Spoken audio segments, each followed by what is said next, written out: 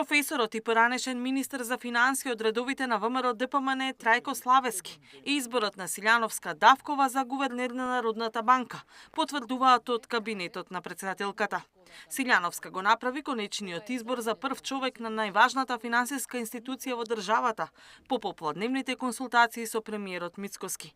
При донесувањето на одлуката, претседателката се водеше од стручноста и компетентноста, дигнитетот и интегритетот, како и реалната можност за именување на кандидатот.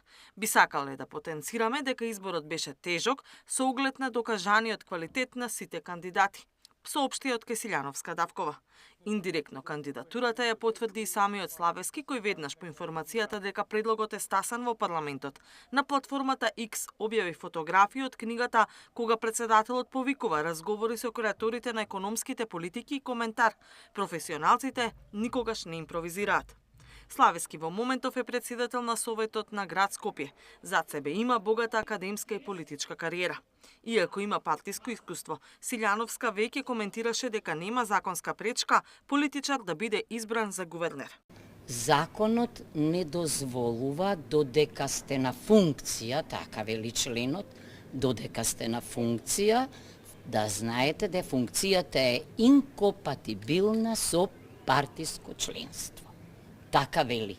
Не вели дека ако сте биле некогаш, ние сме имале извонреден гувернер Петар Гошев, кој што бил претседател на партија. Значи, немало проблем. Во тоа работата е вие, додека функционирате, да заборавите на партиски влијанија и да се водите од предизвикот на професијата. Професорот Славески беше во потесниот избор за гувернер, заедно со актуелната гувернерка Анита Ангеловска-Бежовска и поранешниот министер за финансии, исто од редовите на ВМРО ДПМН Зоран Ставревски. Мандатот на Бежовска завршува денеска, но таа ќе извршува функцијата до изборот на новиот гувернер од парламентот. По добиената потврда од пратениците, Славески ќе раководи Народната банка во наредните 7 години. Катерина Нешкова, Сител телевизија.